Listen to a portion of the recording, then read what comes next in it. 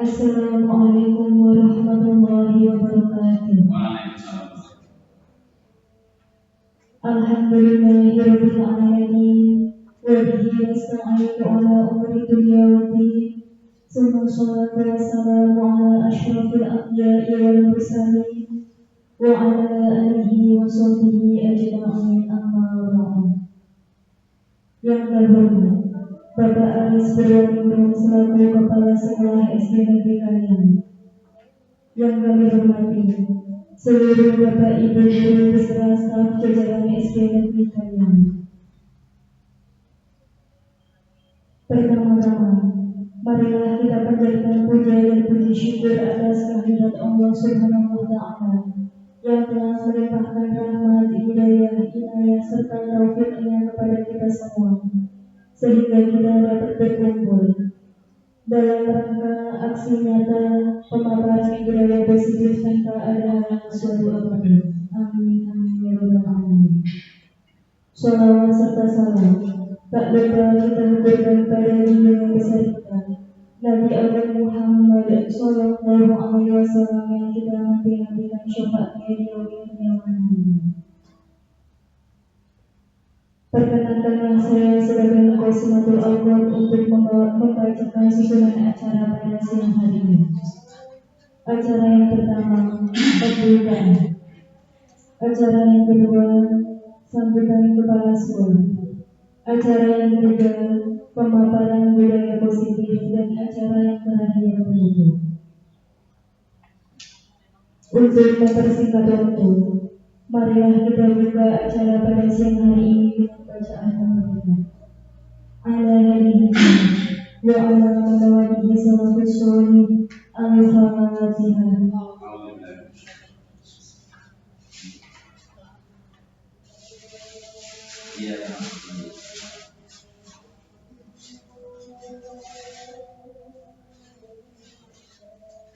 Semoga yang membaca umur gelap tersebut dapat memperlancar acara pada siang hari ini. Dilanjutkan dengan acara yang kedua, sambutan atas nama kepala sekolah. Kepada beliau Bapak Aris Purwaningrum, waktu yang minta dipersilakan.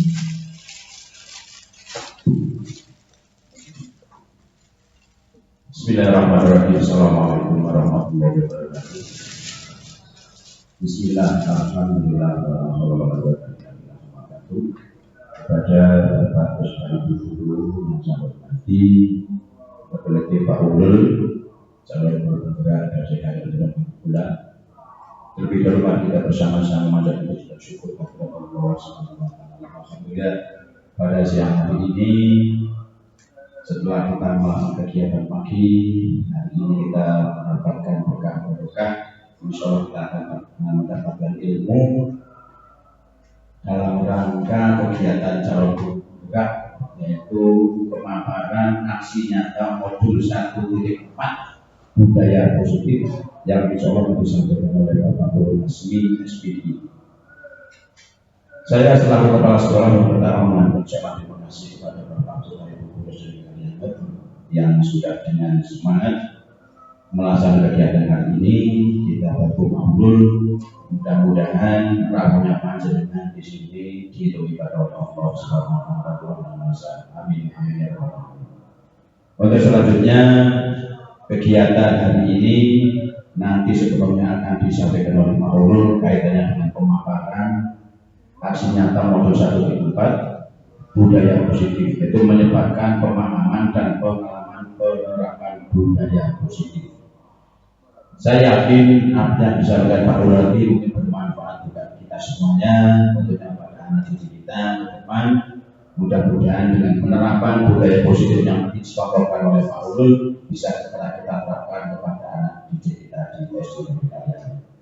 Dan juga perlu saya sampaikan, tadi saya diingatkan Pak Ibu Septi, karena kita juga yang akan datang sebentar lagi kita akan mengupload berbagai macam mungkin sertifikat. Kemudian sebentar lagi bulan September kita sudah masuk di kegiatan observasi, dan setelah kita selesai aset nanti kita rencanakan kita akan membuat program pelaksanaan observasi di bulan September Jadi perlu saya sampaikan, observasi kepala sekolah nanti akan dilaksanakan pada tanggal 24 September. Berarti sebelum tanggal itu, observasi di kelas itu sudah kita laksanakan semuanya.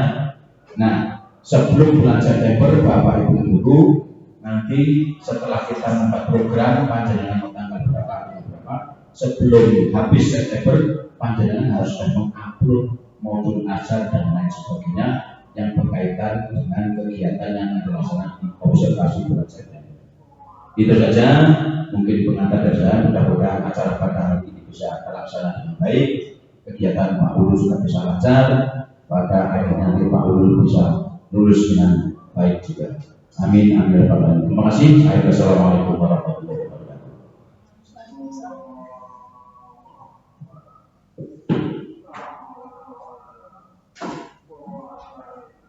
Kepadanya yang disampaikan terima kasih. Acara yang ketiga, pemaparan budaya positif yang akan dibawakan oleh beliau Bapak Ulul Asmi. Kepadanya waktu dan tempat dipersilakan.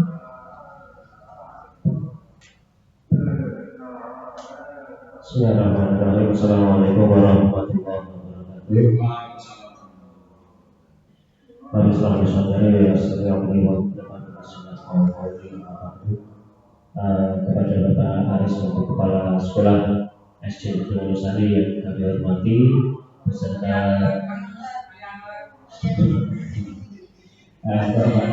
Pak Aris itu selaku Kepala Sekolah SD Negeri Kaliangan.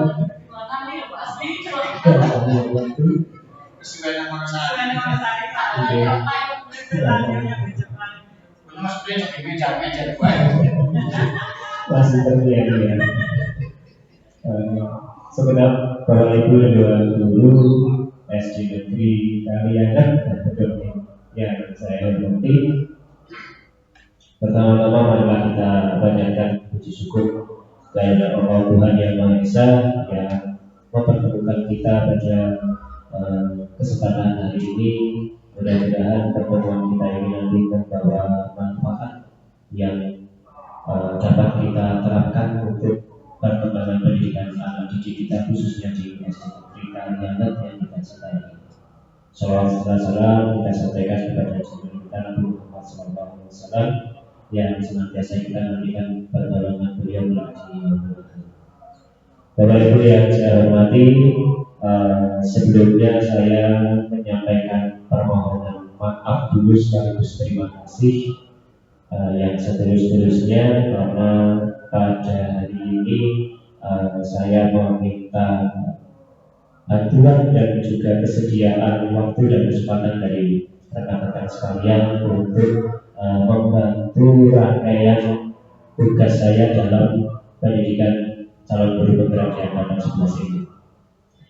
Terima kasih sekali lagi atas kesempatan waktunya dan juga kesediaannya. Mudah-mudahan seperti tadi yang sudah disampaikan oleh Pak Kepala Sekolah, kehadiran Bapak Ibu di sini akan tercatat sebagai amal kebaikan yang nanti juga akan kembali kepada kita masing-masing.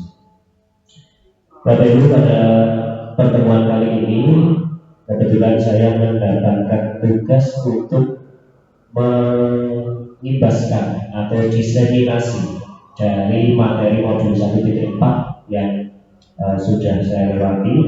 Kami sudah selesai modul 1, jadi modul 1 itu ada 4 sub.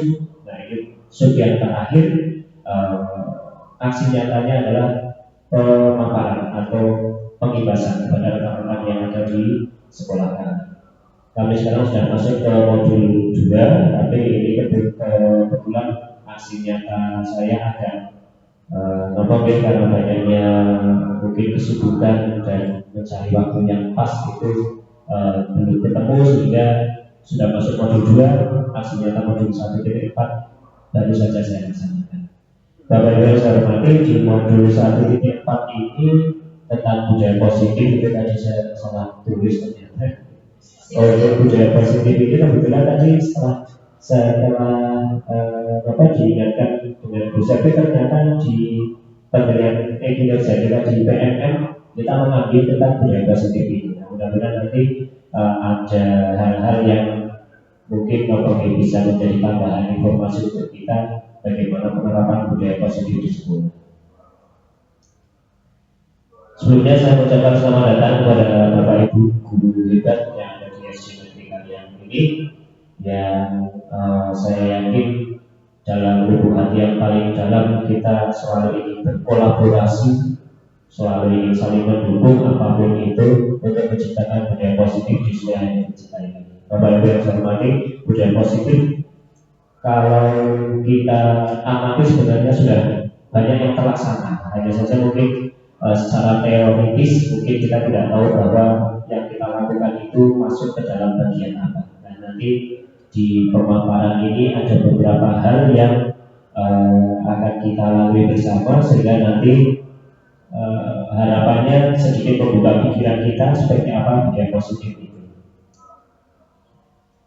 Dan Bapak Ibu, untuk di modul 1.4 ini ada beberapa konsep utama tentang model budaya positif. Jadi budaya positif itu salah satu model yang bisa diterapkan.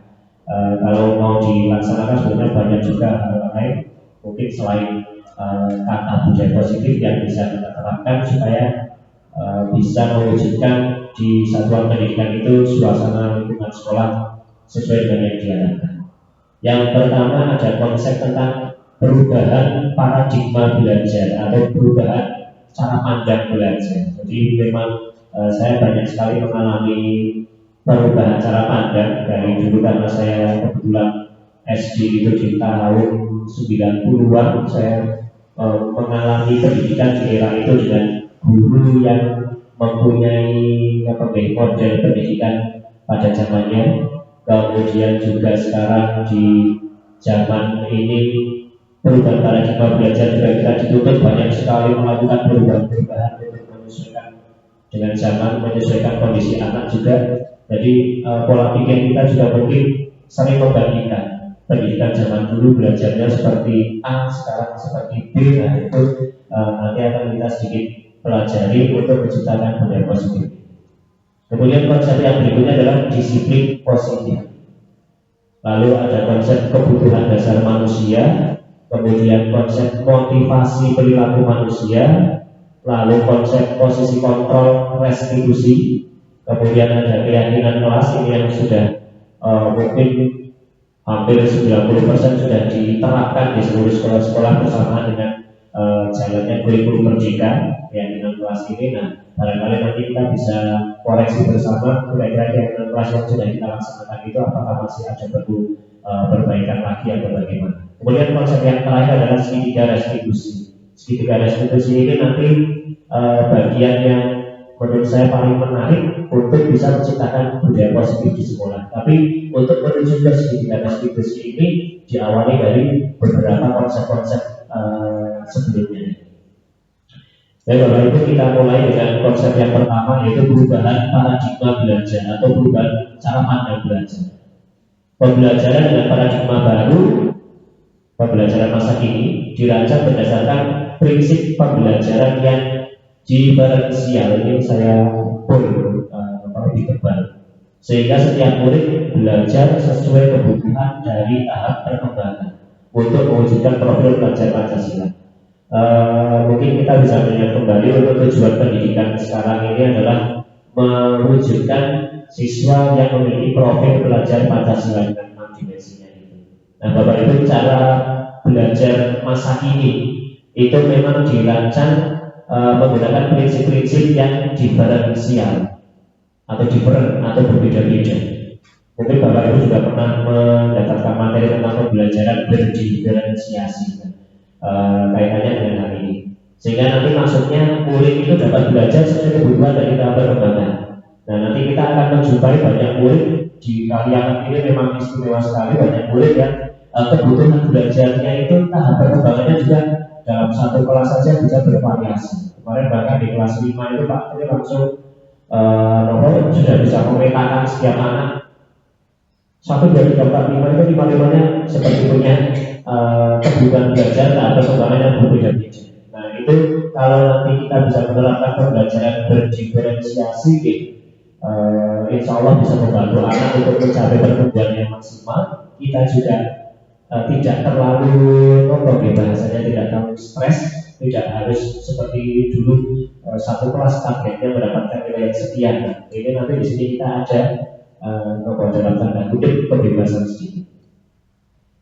Kemudian tadi tujuan pendidikan nasionalnya adalah untuk menciptakan murid yang memiliki profil belajar Pancasila seperti yang sudah kita hafal, ada 6 dimensi: beriman, bertakwa, berdunia, maha dan berlaku mulia, mandiri, benaran, kritis, kreatif, bergotong royong, berkebudayaan global. Tujuan pendidikan Indonesia sekarang mengacu pada 6 dimensi profil belajar Pancasila. Jadi setiap kegiatan yang berhubungan dengan profil belajar Pancasila diupayakan bisa menciptakan anak-anak yang memiliki kemampuan-kemampuan 6 ini, termasuk kemampuan akademis itu pun masuk di dalam profil belajar Pancasila. Karena pintar secara akademis berarti menguasai profil belajar Pancasila benar kritis. Kemudian anak bekerja sama berarti dia menguasai konsep profil belajar Pancasila bergotong royong dan lain sebagainya. Konsep yang kedua adalah disiplin positif. Nah, ini Bapak Ibu yang sampai sekarang juga saya sendiri masih sering terbawa dengan cara pikir lama, karena disiplin itu sering dimaknai tindakan seseorang kepada orang lain untuk mendapatkan kepatuhan. Jadi kalau contoh di sekolah ini, ketika kita membuat satu peraturan, kita mengharapkan peraturan itu dapat dipatuhi oleh seluruh murid. Dan disiplin ini sering dihubungkan dengan ketidaknyamanan. Contoh kecil, misalnya kita membuat peraturan bagi siswa yang terlambat, misalnya tidak diperkenankan masuk kelas selama sekian menit misalnya. Hal tersebut sebetulnya menimbulkan rasa ketidaknyamanan pada siswa. Jadi disiplin itu seringkali berhubungan dengan sesuatu yang dirasakan tidak nyaman.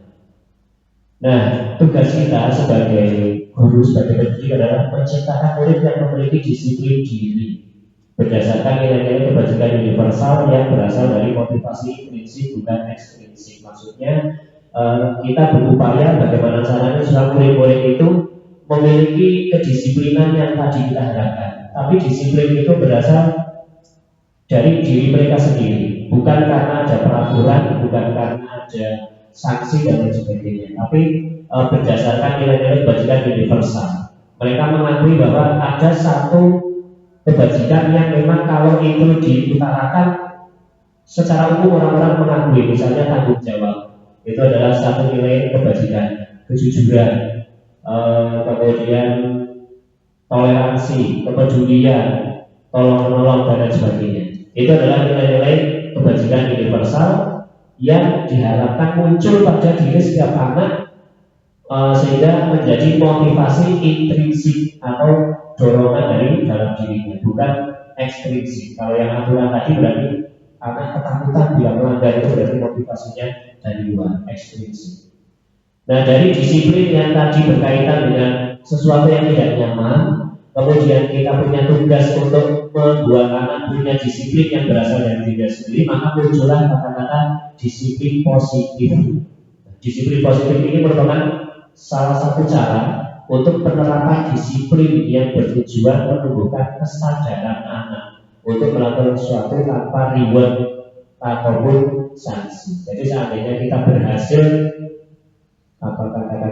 berhasil menumbuhkan seorang anak yang punya disiplin karena kesadaran dirinya sendiri, dia berangkat pagi karena tidak ingin dipuji, dia berangkat pagi juga karena bukan takut kalau terlambat diberikan sanksi oleh guru, dia mengerjakan PR karena memang ini tugas saya harus sebagai rasa tanggung jawab dikerjakan.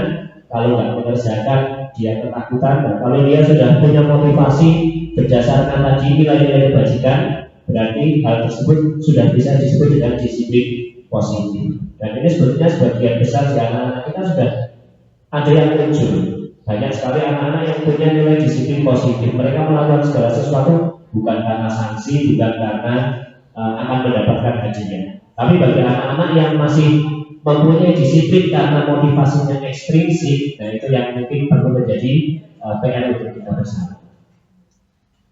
Kita lanjutkan ke konsep yang ketiga adalah kebutuhan dasar manusia. Bapak Ibu, ternyata konsep kebutuhan dasar manusia ini nanti berhubungan dengan perilaku anak-anak kita di sekolah. Mungkin kita sering salah tangkap tentang perilaku anak. Saya juga masih berkali-kali mempelajari terus. Setiap ada anak melakukan hal ini terkadang secara refleks tanpa berpikir panjang, tanpa memikirkan kebutuhannya apa, langsung misalnya saya tegur atau mungkin langsung diberikan sanksi dan lain sebagainya. Nah, kebutuhan dasar manusia ini oleh kebutuhan dasar ini yang menjadi dasar bahwa nanti seluruh tindakan manusia itu mempunyai tujuan tertentu, yaitu memenuhi kebutuhan dasar. Jadi setiap perilaku kita, perilaku anak kita di rumah, bahkan murid kita di sekolah, itu pasti ada tujuan tertentu. Bahkan kemarin mungkin ada anak kelas 1 Tata itu melakukan hal yang mungkin di luar pikiran kita, mungkin dia juga punya tujuan tertentu. Ternyata mengumpulkan kerak-kerak gitu. Nah, dia punya tujuan untuk memenuhi kebutuhan dasar. Nah, kita mungkin perlu cari tahu kebutuhan dasarnya apa kalau dia melakukan hal itu. Nah, dari kesimpulan Dr. William Brazil ada 5 kebutuhan dasar manusia. Yang pertama kebutuhan bertahan hidup. Ini kalau bahasa Jawa sandang pangan papan itu untuk kebutuhan bertahan hidup. Kemudian kebutuhan kasih sayang dan merasa diterima. Nah, ini nanti bisa kita lihat juga di anak-anak kita. Ada anak yang mungkin seperti di kelas saya 5 itu pindahan. Kemudian di kelas itu dia awal-awal belum berani untuk gabung dengan temannya. Sampai sekarang saja kayaknya masih hati-hati untuk diskusi terus gabung, menyampaikan pendapat. Kalian masih hati-hati. Berarti menurut pendapat saya dia memiliki kebutuhan dasar yang harusnya dipenuhi, yaitu merasa diterima. Nah, untuk setelah beberapa waktu berjalan itu anak-anak yang sudah lama kela dan lain sebagainya itu sudah mulai tahu kalau mau diskusi itu sudah mulai langsung jawab. Sini gabung duduknya juga. Nah, mudah-mudahan dengan hal-hal seperti itu kebutuhan untuk merasa diterima itu bisa muncul dan anak harapannya bisa semakin nyaman belajar. Lalu kebutuhan manusia yang ketiga adalah kebebasan. Ini juga paling sering kita temui di anak-anak kita. Contoh saja di kelas saya, ketika sedang pelajaran, ada anak yang ngobrol sendiri. Kemudian ada yang ketika diingatkan, sepertinya sedikit menolak,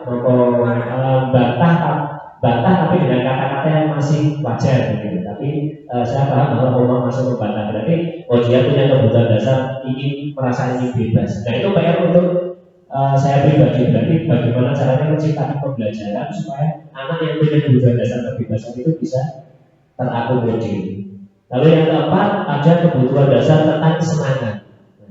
Ini juga yang mungkin menjadi salah satu dasar dari kurikulum Merdeka itu. Kalau kita lihat di media sosial banyak sekali hal-hal yang mungkin di dalam kelas itu selingan-selingan ice breaking, bernyanyi dan lain sebagainya.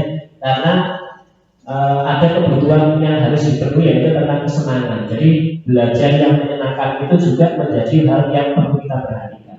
Tapi kalau menurut saya pribadi, hal yang menyenangkan itu nanti bisa diamati oleh guru kelas masing-masing. Nanti bisa mengenali di kelas ini kira-kira yang bisa membuat anak senang belajarnya sambil seperti apa. Tidak selalu di kelas saya menerapkan model A untuk membuat anak senang, di kelas lain itu bisa diterapkan itu kondisional. Yang penting kita tetap memperhatikan bagaimana kebutuhan dasar tentang kesenangan ini pada anak-anak kita bisa terpenuhi.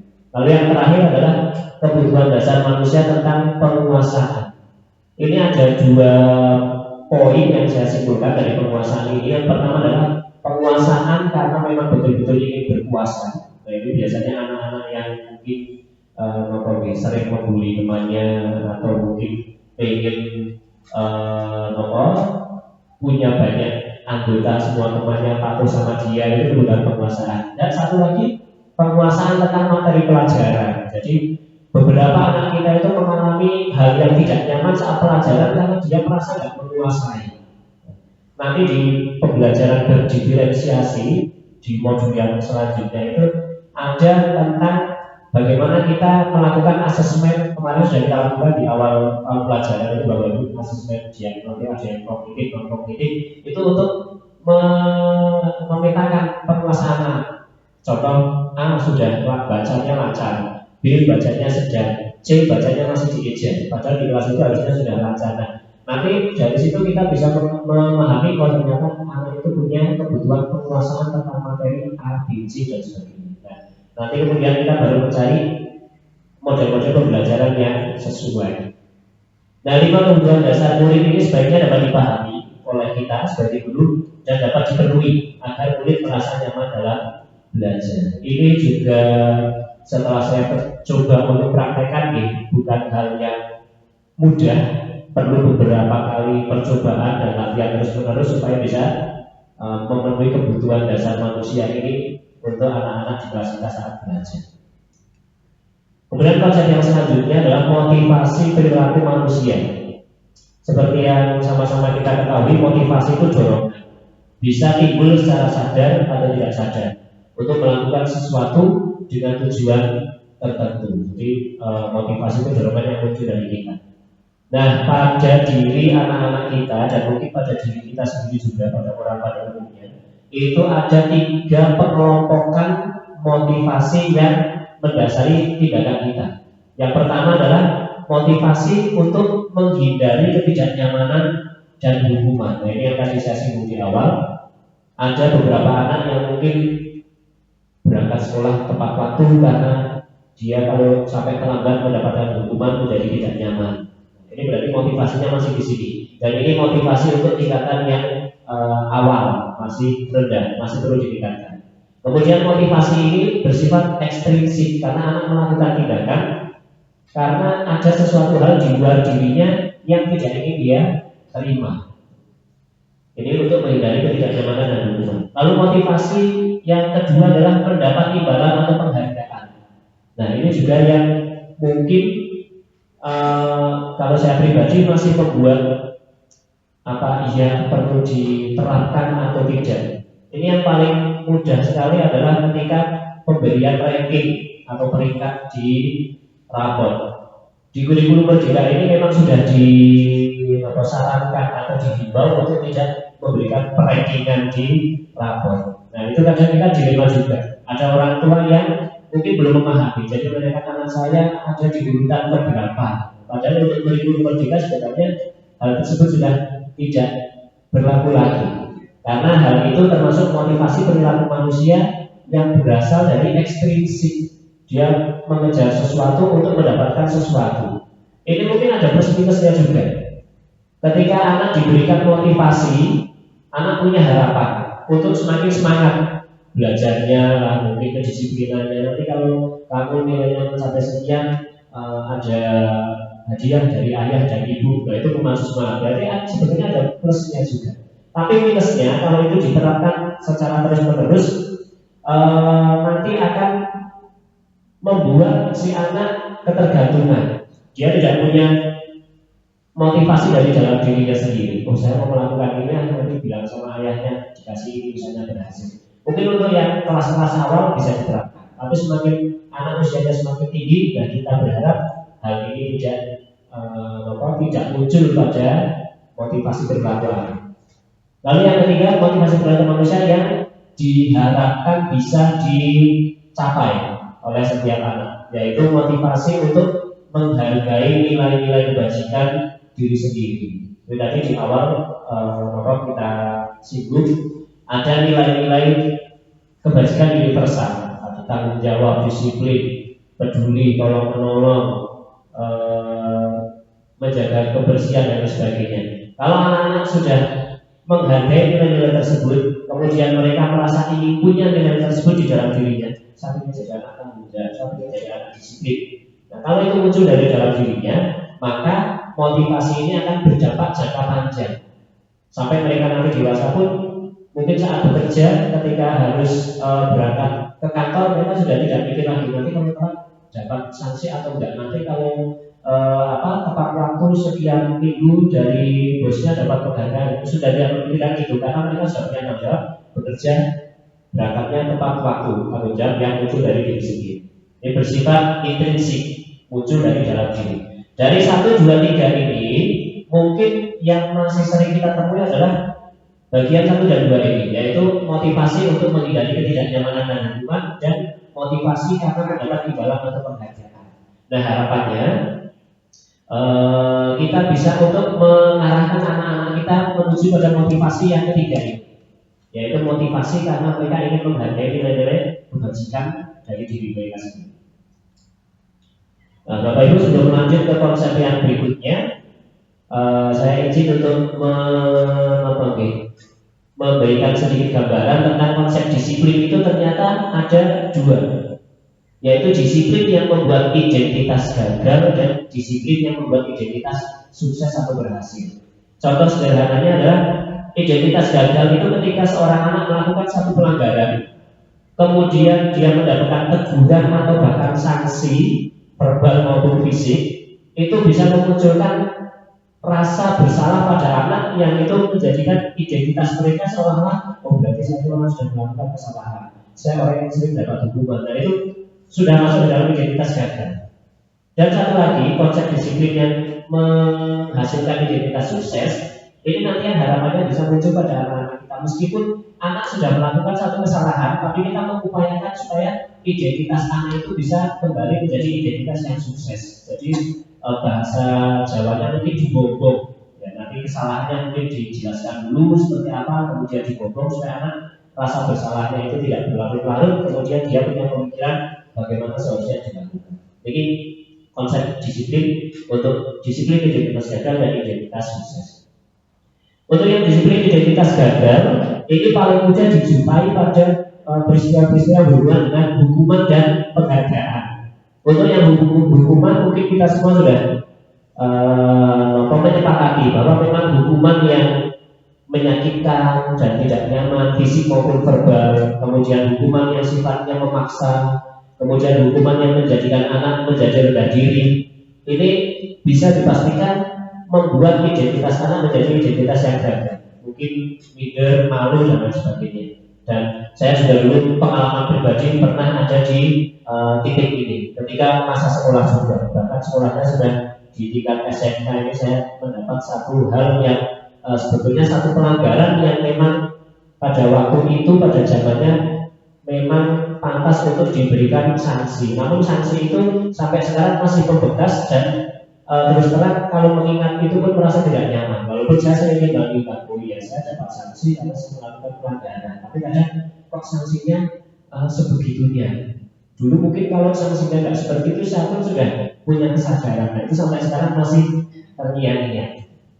Kemudian identitas gagal ini juga bisa muncul dari penghargaan yang tadi di awal sudah disinggung. Karena penghargaan ini ternyata setelah diteliti untuk jangka waktu panjang, ini masih bisa diperdebatkan sebenarnya. Untuk jangka waktu panjang, penghargaan yang diberikan kepada anak itu tidak efektif. Karena nanti seperti tadi, ketika anak sudah terbiasa dengan penghargaan yang dijanjikan, maka anak akan menagih. Saya mau melakukan ini, tapi nanti dapat ini. Ini untuk jangka panjang tidak efektif. Kemudian menimbulkan iri. Contoh, walaupun mungkin kita tidak pernah mendengar langsung dari mulut anak-anak kita, barangkali setiap ada satu dua anak yang berprestasi kemudian diberikan penghargaan, mungkin memperbuatkan sedikit dari teman-temannya ada yang merasakan iri. Nah ini kalau anak yang merasakan iri tidak bisa mengendalikan perasaannya tersebut, lama-lama bisa menjadi hal yang negatif. Tapi kalau kemudian yang iri itu menjadi termotivasi, menjadi hal yang positif. Kemudian juga mematikan kreativitas. Nah, ini sama dengan yang tadi tidak efektif bagi anak-anak yang selalu mendapatkan penghargaan setelah melakukan satu karya begitu. Dikhawatirkan, tidak semuanya, karena kita lihat di lapangan juga ada yang tidak terjadi. Dikhawatirkan dapat mematikan kreativitas anak. Sama seperti tadi, ketika tidak mendapatkan penghargaan, kemudian dia menjadi malas untuk membuat satu karya. Kreativitasnya kemudian menjadi tumpul. Beda dengan anak yang memang senang berkreativitas, melakukan satu hal, membuat karya tanpa memikirkan nanti penilaian orang seperti apa. Yang penting saya berkarya. Itu beda dengan hal ini. Dia tidak mengharapkan penghargaan. Ini untuk yang disiplin identitas gagal. Kemudian disiplin yang mengarah pada identitas sukses pada diri anak, supaya anak bisa merasakan bahwa dia menjadi orang yang berhasil sukses melewati kesalahan. Ini berkaitan dengan konsekuensi dan restitusi. Untuk yang konsekuensi ini sudah banyak diterapkan juga, dan ini masih dikategorikan bisa mengarahkan anak mempunyai identitas sukses. Contoh, murid menghormati peraturan tadi misalnya, kalau terlambat masuk kelas 15 menit, maka konsekuensinya nanti kamu istirahatnya mundur 15 menit. Dengan kesepakatan itu anak akan berpikir, saya hari ini terlambat 15 menit. Oh, berarti saya konsekuensinya seperti yang sudah disepakati, istirahatnya mundur 15 menit. Itu masih bisa menuju identitas sukses. Kemudian anak kehilangan waktu merenungkan kesalahan. Ketika anak melakukan kesalahan, kemudian diberikan konsekuensi yang sudah disepakati, itu akan membuat anak tidak punya waktu berlama-lama untuk merenungkan kesalahan, tidak membuat anak galau lama-lama. Contoh misalnya, di meja anak menumpahkan air minumnya, langsung secara refleks dia ambil lapet atau ambil kain kemudian dibersihkan. Nah, karena dia menumpahkan air, konsekuensinya dibersihkan sendiri. Nah, setelah dia membersihkan, dia sudah tidak punya waktu lagi untuk kenapa ya tadi saya menumpahkan air ya, itu salah nggak ya Pak Guru gimana ya? Karena dia sudah melakukan konsekuensinya, maka dia sudah tidak punya waktu lagi untuk merenungkan kesalahan dalam artian negatif. Kemudian satu lagi adalah restitusi. Nah, ini yang nanti di bagian akhir, restitusi ini akan kita pahami bersama, karena saya juga masih belajar terus untuk penerapannya ini yang tepat seperti apa. Restitusi ini akan membentuk murid yang bertanggung jawab atas perilakunya. Jadi setiap anak melakukan kesalahan, diharapkan dia bisa tanggung jawab. Kemudian diharapkan juga anak bisa memecahkan masalah jangka panjang. Kalau dibiasakan seperti itu dari waktu sekolah sampai dewasa, harapannya masih bisa menerapkan konsep restitusi ini. Lalu anak menghormati dirinya dan orang lain. Nah, ini lebih jelasnya seperti apa nanti di bagian ujung-ujung ada penjelasan lebih rinci lagi. Nah, kemudian konsep disiplin dengan pendekatan restitusi ini satu cara untuk menerapkan disiplin positif. Jadi bagaimana kita bisa menciptakan disiplin positif? Salah satunya bisa menggunakan pendekatan restitusi. Nah, restitusi sendiri adalah proses menciptakan kondisi bagi murid untuk memperbaiki kesalahan dan kembali pada kelompoknya dan karakter juga. Garis besarnya restitusi ini kita menciptakan kondisi supaya murid itu bisa berpikir kesalahannya apa, cara memperbaikinya bagaimana, supaya nanti dia punya karakter yang lebih baik lagi dan bisa kembali ke kelompoknya, ke teman-temannya dengan karakter yang lebih kuat. Ya, restitusi seperti itulah. Secara simpelnya menciptakan kondisi supaya anak itu bisa menyadari kesalahannya, bisa memperbaiki kesalahannya, supaya punya karakter yang lebih kuat lagi. Nah, ciri-ciri restitusi ini mungkin nanti ada yang pernah kita lakukan ke anak-anak mungkin ini Bapak Ibu. Ciri-ciri restitusi yang pertama adalah anak belajar dari kesalahan, bukan menebus kesalahan. Mungkin kita bisa mengingatkan kemarin kamu melakukan hal ini misalnya tidak mengerjakan PR, kemudian sudah menyadari harusnya bagaimana. Nah, karena anak sudah menyadari, besok lagi anak sudah punya pikiran, oh kemarin saya tidak mengerjakan PR, sudah ngobrol dengan bu guru, pak guru yang dilakukan hal seperti ini, kemudian hal itu bisa menjadi pembelajaran untuk anak-anak kita. Harapannya tidak terulang lagi. Bukan menebus kesalahan. Nah, ini agak nyerempet dengan konsekuensi, karena konsekuensi itu juga sebetulnya konsep untuk menebus kesalahan. Misalnya yang paling gampang saja lah, paling gampang misalnya juga misalnya satu pelanggaran yang dilakukan kemudian anak harus dengan kesepakatan yang sudah disepakati memberikan sebuah jeda. Nah, setelah anak memberikan jeda itu biasanya anak sudah tidak punya waktu lagi untuk mikir kesalahan. Tadi saya melakukan kesalahan tapi sudah denda, berarti sudah impas. Restitusi itu diharapkan tidak tidak bersinggungan dengan konsep untuk menebus kesalahan itu. Nah, nanti mungkin secara pelan-pelan bisa kita tingkatkan lagi. Kemudian restitusi itu ciri-cirinya memperbaiki hubungan. Contoh tadi misalnya ada anak yang diberi penghargaan, kemudian ada yang iri, kemudian pertemanannya menjadi renggang atau tidak sehat. Nah, diharapkan hubungan yang seperti itu menjadi baik kembali. Kemudian ciri restitusi itu tawaran, bukan paksaan. Beda dengan tadi hukuman itu sifatnya paksaan. Kemudian restitusi ciri-cirinya mencari kebutuhan dasar yang mendasari tindakan. Contoh tadi ada anak yang tiba-tiba main keserokan, ambil sesuatu. Nah itu kita bisa cari tahu dulu ini kebutuhan dasarnya apa, melakukan itu. Kemudian ciri berikutnya fokus pada karakter bukan tindakan. Restitusi itu kita berupaya untuk menumbuhkan karakter yang positif pada anak-anak. Kita tidak fokus pada tindakan kesalahan yang dilakukan, tapi bagaimana anak melakukan tindakan kesalahan itu bisa menyadarinya, kemudian punya karakter yang kita harapkan. Yang terakhir, ciri-ciri restitusi adalah fokus pada solusi dan menguatkan. Nah ini nanti juga di restitusi itu kita berharap anak-anak bisa memikirkan solusinya sendiri atas pelanggaran yang dilakukan. Contoh kasus, misalnya di dalam kelas ada siswa yang ngobrol gaduh saat pelajaran. Ini hal yang umum terjadi. Kasus ini bisa kita selesaikan dengan 3 model tadi.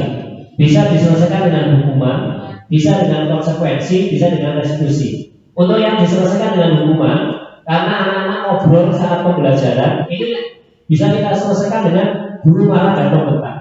Mungkin dengan nada suara yang tinggi sehingga anak merasa kaget. Kemudian hukuman ini juga guru menyuruh siswa keluar kelas untuk hormat bendera 15 menit. Nah ini pengalaman pribadi saya, tapi bukan korban, tapi saya pelaku gitu.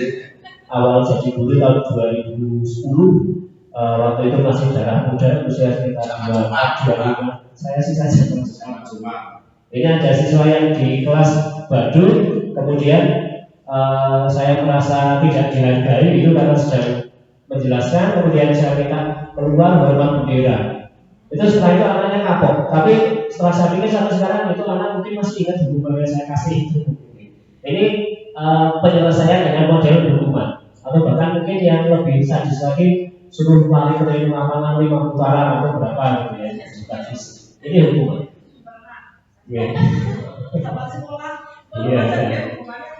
Iya, zaman itu saya juga masih ngalami. Bahkan saya melakukan itu ke murid-murid saya di awal-awal itu. Kemudian kalau diselesaikan dengan konsekuensi, ini lebih baik satu tingkat daripada menyelesaikan dengan hukuman. Guru tegas dan murid menghormati peraturan. Jadi kesepakatan yang sudah dibuat itu disampaikan lagi pada anak dengan bahasa yang tegas. Ini kita punya kesepakatan kelas A, kamu melakukan pelanggaran ini. Kira-kira konsekuensinya apa? Seperti yang sudah kemarin disepakati. Nah anak dengan begitu anak ya kemarin punya aturan seperti ini, berarti aturan yang harus diterapkan. Iya. Kemudian siswa dikurangi jam istirahatnya, ini contohnya. Siswa dikurangi jam istirahatnya untuk nanti waktu belajar. Itu termasuk konsekuensi. Kemudian yang cara yang diharapkan ini bisa kita terapkan, ini saya juga masih lumayan susah untuk mempraktekkan ini, adalah cara restitusi. Dari cara restitusi ini diharapkan guru itu terbuka dan murid menghormati dirinya dan orang lain. Jadi guru mau untuk meluangkan waktunya ngobrol dengan anak. Kok kamu terlambat tadi, kenapa, sebabnya apa di rumah nggak ada yang melakukan, apa tidurnya terlalu malam. Jadi guru terbuka. Kemudian nanti anak mulai untuk berani menyampaikan keluh kesahnya. Nah, contohnya untuk penggunaan restitusi ini misalnya guru menanyakan keyakinan kelas dan membantu murid mencari solusinya. Kamu kok berangkatnya kesiangan, padahal kemarin kita sudah punya keyakinan kelas berangkat tepat waktu. Nah itu kira-kira bisa biar kamu nggak terang lagi.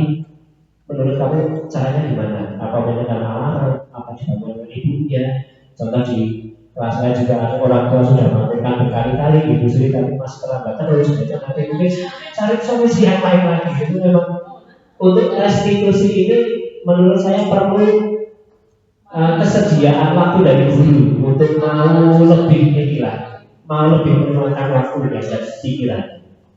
Ini contoh kasus yang diselesaikan dengan 3 konsep. Nah kita masuk pada posisi kontrol restitusi. Ini nanti untuk mendasari juga bagaimana kita bisa menciptakan budaya positif di sekolah. Bapak Ibu yang saya hormati, untuk posisi kontrol ini nanti kita bisa mengukur posisi kita ada di bagian mana. Posisi kontrol guru itu yang pertama ada di posisi sebagai penghukum. Kemudian posisi yang kedua posisi pembuat merasa bersalah. Kemudian yang ketiga posisi sebagai teman, keempat posisi sebagai pemantau, kelima posisi sebagai manajer. Nah tentu saja karena ini urutan 1, 2, 3, 4, 5 pasti yang diharapkan adalah posisi yang terakhir ini. Tapi paling tidak kalau anak belum siap, karena tidak hanya guru saja yang siap, anak juga harus siap. Diajak ngobrol, tukar pikiran itu anak harus siap juga. Kalau anak belum punya kesiapan, tapi gurunya sudah mau menerapkan posisi kontrol manajer, itu bisa turun di tingkat pemantau dan teman. Nah ini tingkat 2 ini masih terbilang baik. Untuk yang 2 posisi ini, penghubung dan pembuat merasa bersalah, sebisa mungkin kita hindari. Nah, ini saya di sini sudah pernah, di sini sering, nah, di bagian ini dan ini sedang mulai belajar. Nah Bapak Ibu, untuk melihat posisi kontrol ini, saya ada tayangan video untuk nanti lebih jelas lagi memahami posisi kontrol penghubung seperti itu, posisi kontrol pembuat merasa bersalah seperti ini sampai kelima nanti.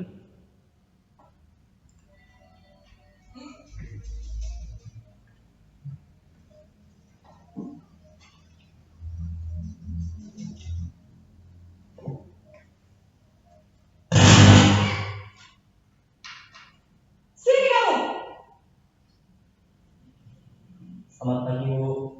Selalu terlambat. Kamu deh pasti terlambat. Maaf Bu, saya Apa? Apa coba? Alasan kamu apa lagi? Kapan sih kamu tidak terlambat? Malas sekali ya kamu jadi anak. saya Dasar pemalas. Gak kapok-kapok sih kamu. Sudah berapa kali terlambat? Sana, kamu keliling lapangan basket 2 kali. kenapa saya harus keliling lapangan basket Bu? Kenapa? Kamu orang ibu. Berani-beraninya jawab. Sudah terlambat, masih berani jawab pula. Sekarang, keliling lapangan basket 5 kali sekalian. Biar kapok. Stop. Pergi ke lapangan basket. Ini yang posisi yang pertama nih. Saya pernah di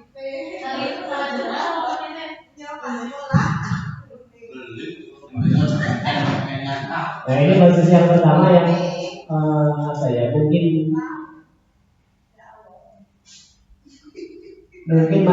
masih ada yang diterapkan juga, bahkan mungkin saya sendiri juga masih sering lupa menggunakan posisi kontrol tersebut.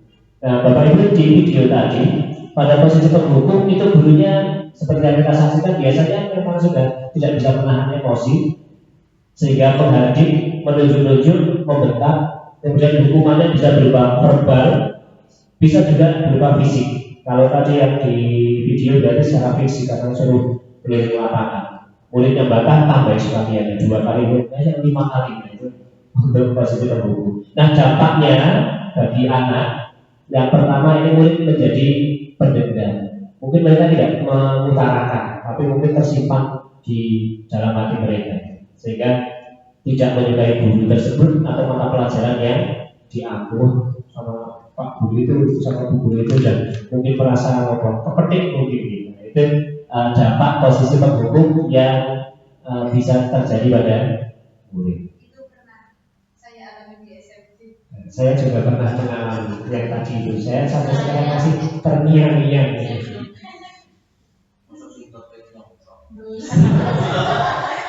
Soalnya Pak Tri guru nih. Nanti kan dari Pak, dari nanti. Nanti sampai.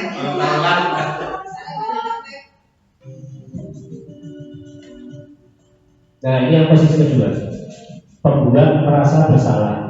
Nah ini saya dulu ahli sekali untuk yang ini. Gurunya masih itu. Tidak ada kan?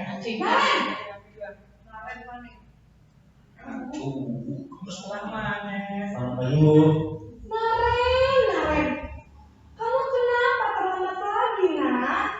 Ya Tuhan, Naren, kamu senang ya bikin ibu susah ya? Kalau kamu terlambat lagi, nanti ibu yang ditegur bapak kepala sekolah, nak. Disangka ibu tidak bisa membina kamu. Duh, gimana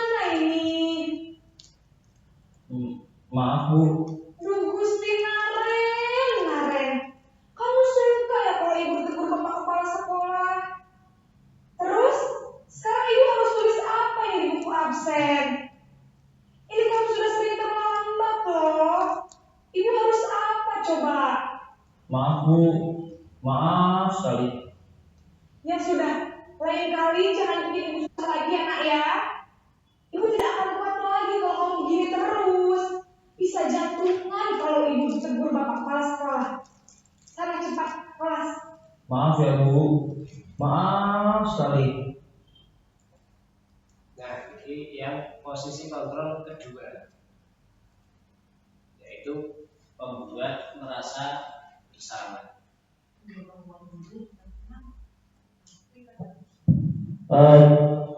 Kita yang berada pada posisi ini, ya ini dulu saya juga sering sekali memandangnya ternyata itu posisi yang sebetulnya kurang bagus juga. Jadi suaranya biasanya kan cenderung lembut, tenang, tapi kata-katanya menyalahkan murid, itu menusuk. Kemudian guru menyatakan hal-hal yang merasa kesalahan itu ada pada murid, dengan membuat guru seolah-olah muridnya itu membuat gurunya jadi penderita, jadi kepikiran, jadi pusing. Nah dampaknya untuk di posisi ini itu membuat murid merasa bersalah. Nah tadi dia menjadi punya identitas yang gagal. Berarti saya orang yang sering telat, saya orang yang nggak bisa, apalah pokoknya hal-hal yang tidak baik. Kemudian menjadi rendah diri dan menarik diri dari lingkungan. Ini dampaknya. Yang paling sering saya ucapkan itu pada posisi membuat merasa bersalah ini biasanya kalau di kelas anak-anak sudah tidak begitu perhatian pada saat pembelajaran. Itu sering saya ucapkan, apa kalian ini enggak kasihan sama orang tua kamu udah capek-capek di kamu diupayakan sekolah, orang tuanya kerja cari uang sampai ada yang bilangnya malam, ada yang diwakilkan, apa kamu enggak kasihan sama orang tua? Nah, itu ternyata posisi membuat merasa bersalah. Itu membuat anak saya berarti saya bersalah sama orang tua saya yang saya durhaka. Ini posisi yang membuat merasa bersalah ini bisa membuat dampak-dampak yang masih kurang bagus juga untuk anak. Kemudian untuk yang posisi ketiga, tadi posisi pertama adalah apa tadi? Yang pertama itu adalah penghukum, yang kedua membuat merasa bersalah, kemudian yang ketiga adalah teman. Dan ia akan Nah ini untuk yang posisi teman.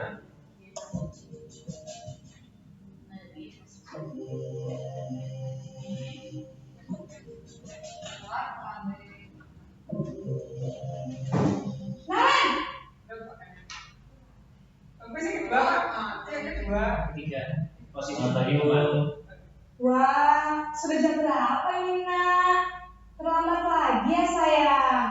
Iya Bu, habis ibu saya membangunkan saya Bu. Kamu malah menyalahkan ibu kamu. Kamu bukannya anak yang lagi paling kencang. Kok terlambat sih? Iya Bu, saya memang terlambat bangun tadi. Jadi biarpun saya kencang, tetap gak kesenjar Bu. Ya sudah sana. Nanti lain kali larinya lebih kencang lagi ya. Biar gak terlambat lagi. Bikin senang ibu. Demi ibu. Bisa kan? Bisa lah Bu. Ya sudah sana masuk kelas. Ibu beresin urusan absen kamu. Kamu ini ada-ada saja.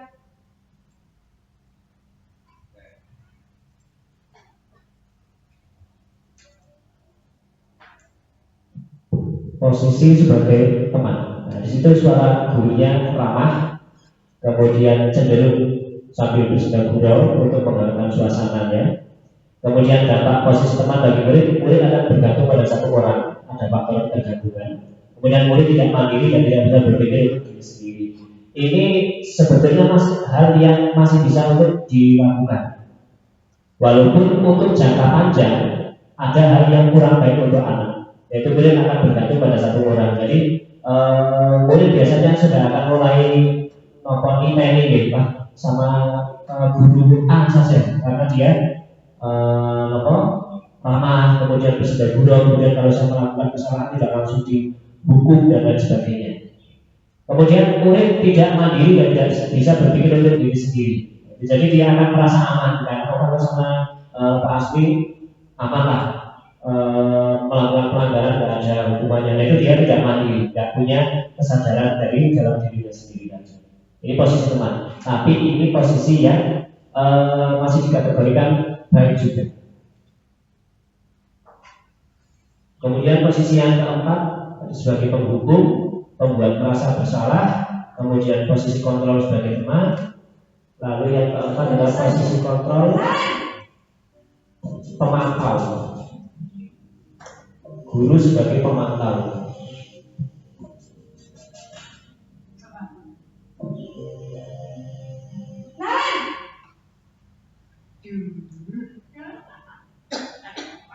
Selamat pagi Bu.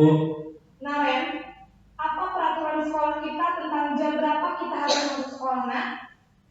Kita harus di sekolah jam 7 Bu.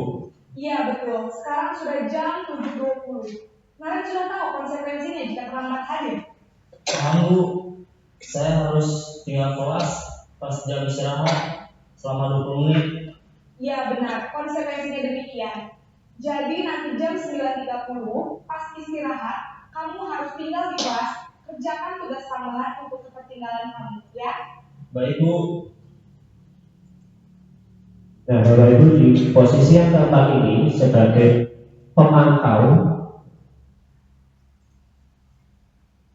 biasanya guru itu suaranya hanya datar saja, tidak emosional, tidak bersedang gurau ataupun bersuara tinggi. Jadi tenang.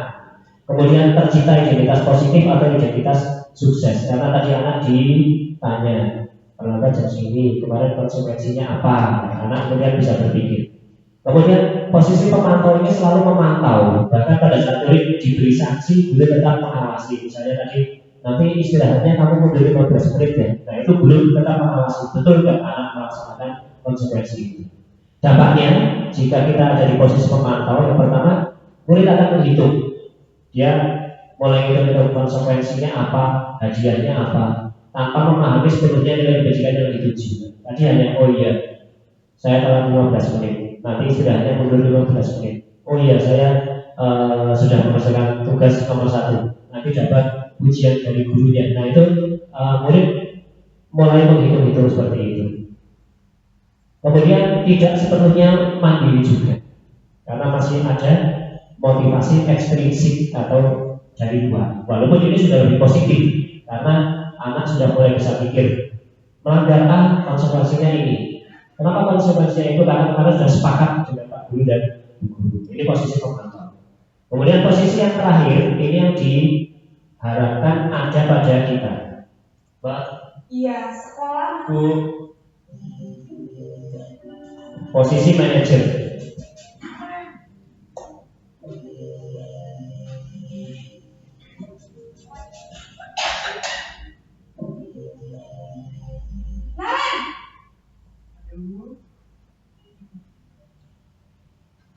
Selamat pagi Bu. Selamat pagi Naren. Maaf Bu, saya terlambat. Iya, sekolah masuknya jam 7, sekarang sudah jam 7.20. Jadi sekarang bagaimana ini Naren? Maaf Bu, saya lupa setel alarm saya semalam. Baiklah, menurut kamu, keyakinan sekolah yang mana yang perlu kamu tingkatkan? Menghargai diri sendiri dan orang lain mungkin ya Bu. Setuju. Jadi, apakah Naren meyakini prinsip saling menghormati tersebut? Iya Bu, saya meyakininya. Apakah Naren bersedia memperbaiki masalah keterlambatan ini? Bersedia Bu. Bagaimana kamu akan memperbaiki masalah keterlambatan ini? Saya akan coba untuk tidak lupa menyetel alarm saya Bu. Baik, kalau Naren lupa menyetel alarm di rumah, ada orang yang kira-kira bisa bantu mengingatkan tidak? Ada Bu, kakak saya, Kak Emma. Ada lagi selain Kak Emma? Selain Kak Emma, ada ibu saya. Baik, jadi yang mengingatkan Naren adalah Kak Emma dan ibu kalian. Kira-kira akan mulai setel alarm kapan nih Naren? Setelah pulang sekolah, akan segera saya lakukan. Baik, jadi Naren akan setel alarm untuk bangun besok pagi dan akan diingatkan oleh kakak dan ibunda Naren ya. Ada lagi yang mungkin perlu dilakukan Naren agar tidak terlambat bangun lagi. Tidak ada, Bu. Baik, Naren. Terima kasih untuk kerjasama kamu. Sekarang kamu perlu kembali ke kelas untuk belajar. Baik, Bu. Terima kasih.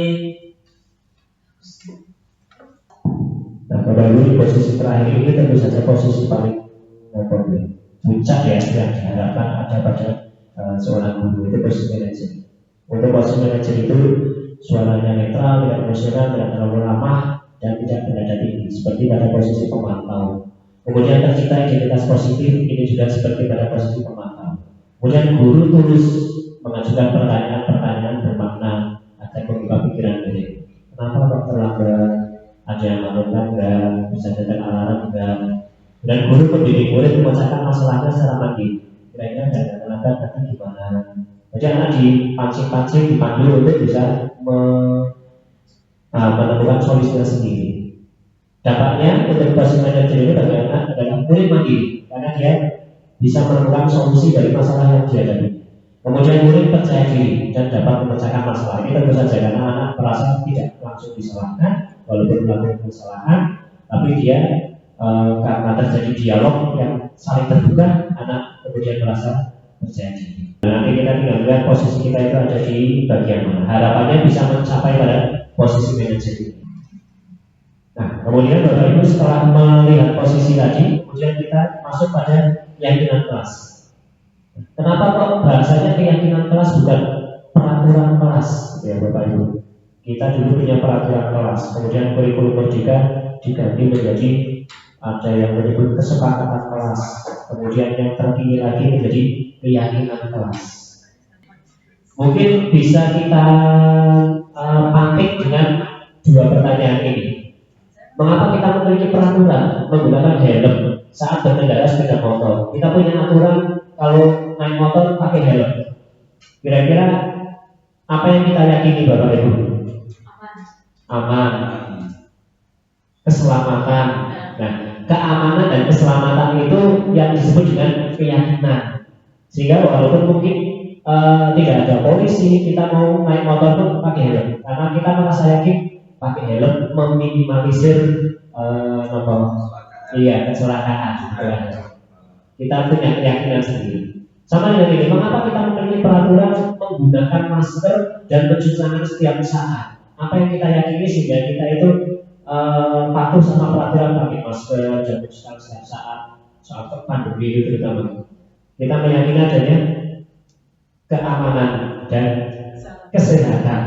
Kita yakin, kalau nggak ada aturan pun, kalau kita yakin setiap mau makan biasanya cuci tangan, itu secara otomatis cuci tangan. Jadi, ini keyakinan itu adalah sesuatu yang diyakini secara universal. Tadi keselamatan, keamanan, kesehatan itu biasanya keyakinan itu hanya satu atau dua kata saja. Nah, harapannya keyakinan kelas itu pun nanti tidak terlalu panjang-panjang. Kemarin saya sempat mencoba untuk mempraktikkan di dalam kelas dengan anak-anak sehingga muncul 5 keyakinan kelas. Jadi untuk mendapatkan keyakinan kelas itu kita bisa mengawali dengan mengumpulkan aturan kelas atau mungkin aturan sekolah. Kemarin saya sudah tanya anak-anak, sekolah kita punya aturan apa? Kita kelasnya punya peraturan seperti apa? Atau kalau menurut kamu peraturan yang perlu ada apa saja? Nah, itu ada 9 yang dikumpulkan oleh anak-anak. Anak-anak kemarin bilang, ini Pak, tidak berisik saat pelajaran. Kemudian menyimak penjelasan guru, piket sesuai jadwal, keluar sekolah harus izin, tidak boleh terlambat, merapikan meja setelah digunakan. Jika keluar kelas harus izin, tidak boleh coret sarana prasarana sekolah, meja, kursi, dinding dan lain sebagainya. Tidak buang sampah sembarangan. Nah, setelah aturan kelas ini dikumpulkan oleh anak-anak, kemudian kita berjalan pada tahap yang kedua, yaitu membuat kesepakatan kelas. Nah, kemarin ternyata di awal pelajaran saya baru sampai ini Bapak Ibu, belum sampai ke sini. Di awal pelajaran ini anak-anak kita buat kesepakatan kelas, dan itu juga sebagian besar munculnya dari saya sendiri. Ini ya, seperti ini ya, anak-anak setuju. Nah, yang tepat sebetulnya kita minta pendapat anak atau bertanya ke anak, aturan kelas kita apa saja atau aturan di sekolah kita apa saja. Nanti anak akan berpendapat itu mengumpulkan. Nah dari situ kemudian kita buat kesepakatan kelas. Kesepakatan kelas ini intinya berasal dari aturan kelas, namun menggunakan kalimat positif. Misalnya di bagian pertama ini anak menyebutkan tidak berisik saat pelajaran. Nah kesepakatan kelasnya apa? Oh berarti memperhatikan saat pelajaran. Kemudian menyimak penjelasan guru. Nah ini ternyata sama tadi, memperhatikan saat pelajaran. Jadi untuk yang sama-sama itu juga kesepakatannya cukup satu saja.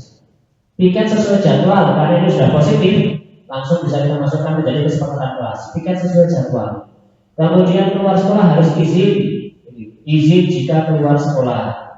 Kemudian tidak boleh terlambat. Nah ini ada kata tidak diganti menjadi positif, datang tepat waktu. Kemudian merapikan meja, ini sudah positif, langsung kita copy paste saja, merapikan meja. Tidak keluar kelas, jika keluar kelas harus izin. Nah ini sama dengan yang tadi, nanti kita jadikan satu, izin jika keluar sekolah atau kelas. Kemudian tidak boleh coret-coret sarana prasarana sekolah, berarti ini merawat barang yang ada di sekolah. Kemudian tidak buang sampah sembarangan, berarti menjadi buanglah sampah di tempat sampah. Nah ternyata setelah kesepakatan dari ini, jadi anak-anak kepikiran lagi, Pak, satu lagi Pak, apa?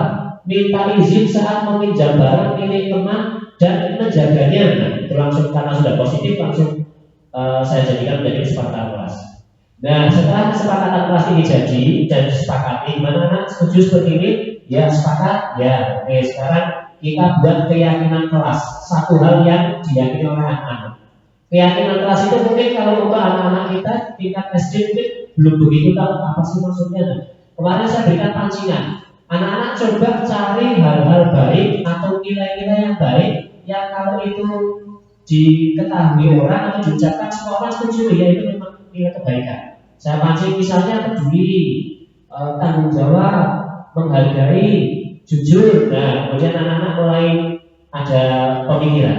Kalau memperhatikan saat pelajaran itu berarti nilai kebaikannya apa? Mulai dia menghargai guru Pak. Oh berarti kegiatan kelasnya menghargai, menghormati.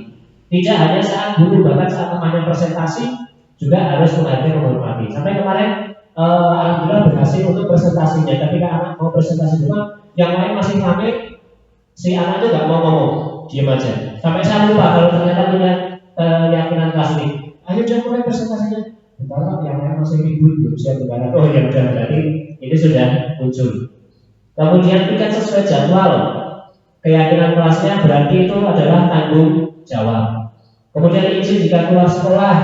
Nah izin ini karena bicara, ngomong, pamit, berarti sopan santun. Masuk juga ke tanggung jawab, tidak semuanya sendiri meninggalkan sekolah atau meninggalkan kelas. Kemudian datang tepat waktu, apanya anak-anak, oh itu berarti tanggung jawab Pak, disiplin juga. Kemudian merapikan meja, masuk ke tanggung jawab. Merawat barang di sekolah, itu juga berarti tanggung jawab. Buang sampah di tempat sampah, berarti tanggung jawab. Peduli juga dengan lingkungan sekolah. Kemudian minta izin saat meminjam barang milik teman dan menjaganya, oh berarti tanggung jawab. Nah, karena keyakinan kelasnya ini hanya ada 5, tapi sudah mengakomodir dari kesepakatan kelas yang 8 ini, maka kita bisa menunjukkan, oh yang mana kalau gitu kita punya 5 keyakinan kelas, menghargai dan menghormati. Tadi waktu gimana? Memperhatikan Pak saat ada orang bicara, punya presentasi memperhatikan. Bahkan mungkin nanti saat temannya melakukan satu hal, dia juga tidak asal kemudian mengejek, karena sudah punya keyakinan kelas untuk menghormati. Lalu tanggung jawab juga. Kalau orang anak yang tanggung jawab gimana kira-kira? Piket Pak, waktunya piket. Kalau ada tugas diselesaikan, nggak ditunda-tunda. Kalau ada PR dikerjakan, berarti dia sudah punya keyakinan tanggung jawab dan seterusnya. Nah, keyakinan kelas ini yang nantinya bisa kita tempel di ruang kelas sebagai pengingat anak. Jadi yang kesepakatan kelas ini hanya untuk pengantar saja supaya muncul keyakinan kelas. Nanti kalau suatu ketika terjadi pelanggaran, masuknya terlambat, kita tinggal tanya saja. Kamu datangnya terlambat. Kemarin kita punya keyakinan kelas apa? Oh iya Pak, disiplin. Anak sudah punya keyakinan itu dan harapannya nanti itu tertanam di dalam diri, muncul terus-menerus dalam jangka waktu panjang. Ini untuk keyakinan kelas. Nah di bagian terakhir ada segitiga restitusi. Nah ini Bapak Ibu tadi restitusi itu menciptakan situasi supaya anak bisa sadar kesalahannya memperbaiki sendiri. Restitusi itu proses dialog yang dilakukan guru, bisa juga orang tua di rumah. Bapak Ibu maupun akan berkendaki di belakang sana sepertinya ada itu minum juga guru saya kalau yang mau minum. Restitusi proses dialog dilakukan guru, bisa juga orang tua di rumah kepada anak agar mandiri dan bertanggung jawab. Nah, tujuan kita melakukan restitusi supaya anak mandiri dan bertanggung jawab. Restitusi itu yang sering dilakukan ada 3 tahapan sehingga disebut segitiga restitusi. Untuk tahap pertama yang dilakukan adalah menstabilkan identitas. Tadi contoh yang kemarin terlambat itu distabilkan identitasnya dulu. Kamu kok kenapa terlambat? Saya masuk sekolah jam 7. Kamu telat ini 15 menit, distabilkan dulu supaya anak tidak langsung merasa saya mau dihakimi, tapi anak saya diajak dialog dulu. Kemudian setelah menstabilkan identitas menjadi identitas yang berhasil, langkah kedua validasi tindakan yang salah. Nah, kita menanyakan kira-kira tindakan kamu ini gimana? Nanti anak akan berpikir sendiri. Oh iya, ini kesalahan saya ini. Kemudian yang terakhir menanyakan keyakinan. Nah, kemarin kita kan sudah bilang keyakinan kelas ini. Kira-kira berarti keyakinan kelas mana yang perlu kamu tingkatkan kalau kamu terlambat? Oh, berarti saya harus lebih disiplin lagi. Nah, harapannya dengan segitiga restitusi ini yang dilakukan untuk menyelesaikan permasalahan, harapannya bisa menciptakan budaya positif di sekolah. Namun, Bapak Ibu, pada kasus sederhana, segitiga restitusi ini tidak harus diterapkan tiga-tiganya. Kita bisa melihat kasus juga. Kalau kasusnya itu bisa langsung diselesaikan dengan menanyakan keyakinan, ya langsung kita pahami saja. Kita melihat anak melakukan pelanggaran, kita langsung tanyakan. Nah, kemarin kita sudah buat keyakinan kelas ini, tanggung jawab. Ini kok kelasnya masih kotor, yang tiket gimana? Nah, itu anak sudah oh iya ya, harusnya tanggung jawab. Jadi pada beberapa kasus yang sederhana tidak harus menerapkan tiga-tiganya. Dan ini biasanya dilakukan secara individual, jadi berdialog dengan anak secara tersendiri. Jadi tidak langsung secara di tempat umum begitu. Karena nanti anak biasanya kalau berdua dengan gurunya begitu bisa lebih mengutarakan keluh kesahnya apa saja sampai nanti dia bisa berpikir untuk mencari solusinya seperti apa. Ini segitiga restitusi. Nah, contoh untuk penerapan segitiga restitusi, saya ada satu video lagi, video penerapan segitiga restitusi. Ini untuk materi-materi di guru penggerak sebetulnya di PMM itu topik-topiknya juga ada. Iya, sudah lama ya di sana. Kenapa hari di sini? Kesel Pak, kesel banget. Masa aku dikatain tukang fitnah Pak? Ya aku marah lah. Aku balik dikatain Eka di depan kelas. Kesel banget. Oh begitu. Ya pasti kamu marah dan kesal. Bapak juga akan marah apabila ada yang mengubah seperti itu. Kemudian pada saat itu kamu mau melakukan apa? Ya saya memakai Eka lah Pak. Kesel banget. Saya bentak-bentak dia depan teman lain. Oh begitu. Pasti kamu melakukan seperti itu karena suatu alasan tertentu kan? Iyalah, masa saya diam saja Pak? Ya saya bela diri lah. Masa saya dituduh tukang fitnah? Ya wajar lah. Mempertahankan harga diri itu sesuatu yang penting buat kamu. Untung kamu tidak bertindak lebih gegabah lagi. Hanya membentak-bentak. Iya Pak. Untung saya masih bersabar dan hanya membentak saja. Sudah gemes padahal. Saya pasti bela diri lah. Ya pasti ya. Tapi kamu memilih untuk tetap bertahan dan bersabar. Kamu memilih untuk tidak berbuat lebih parah lagi. Iya. Nah, sekarang coba kita lihat lagi tindakan kamu yang bentak-bentak Eka di kelas. Tindakan kamu itu kira-kira sesuai dengan keyakinan kelas atau prinsip kamu tidak? Enggak lah Pak. Capek Pak jadi pemarah. Jadi keyakinan atau prinsip mana yang perlu sesuai dengan keinginan kamu? Ya, saya sebenarnya sangat menghargai orang lain. Mungkin saat itu saya menjadi emosi, jadi tidak menunjukkan sikap itu. Kamu meyakini tidak menghargai orang lain itu penting buat kamu. Yakin lah Pak. Iya, setuju. Kita harus saling menghargai. Namun ada juga keyakinan yang kita sepakati yang perlu kita jangankan apabila kita sedang marah, bukan? Ya, saya bisa lebih proaktif, mulai dengan diri sendiri. Saya bisa jadi lebih bersabar, mengambil waktu jeda untuk berpikir mau apa selanjutnya. Kira-kira kamu bersedia memperbaiki masalah ini tidak? Bersedia Pak. Kalau kamu memperbaiki masalah ini, kamu akan menjadi orang seperti apa? Saya akan menjadi orang yang bertanggung jawab kali ya Pak. Dan senantiasa proaktif. Iya, menurut kamu bagaimana rasanya menjadi orang seperti itu? Ya nyaman lah, bangga bisa bersabar dan mandiri. Baiklah kalau begitu. Yuk kita pikirkan bagaimana memperbaiki masalah ini.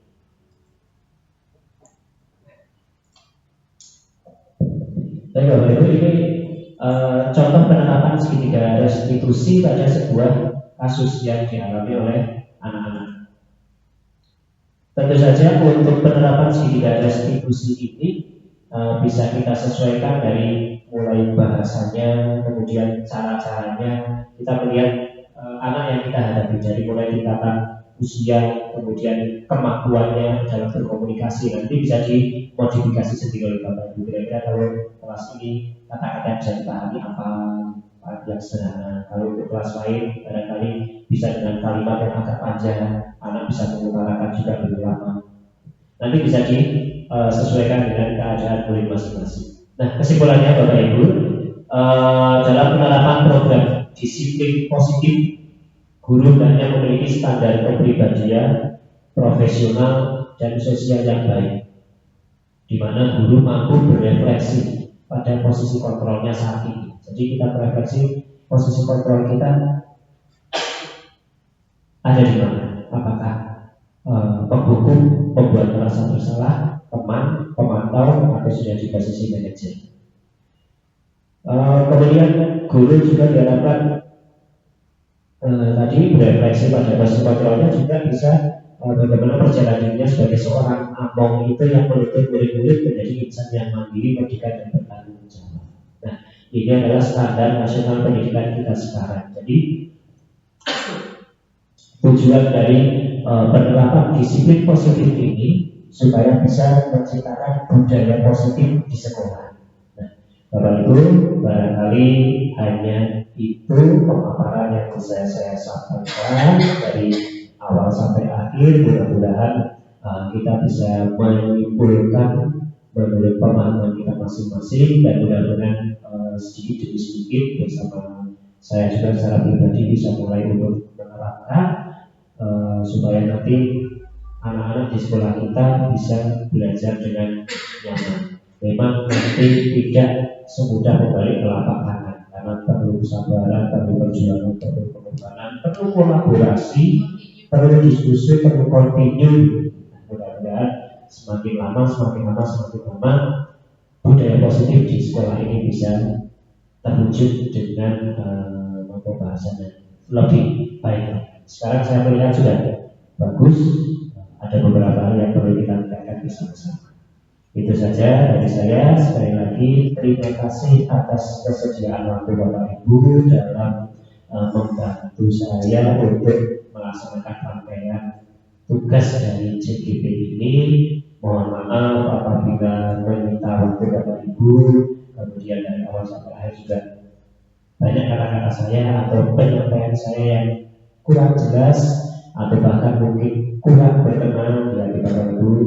Seterus-terusnya saya mohon maaf yang sebesar-besarnya. Ihdinas siratal mustaqim. Saya akhiri. Assalamualaikum warahmatullahi wabarakatuh.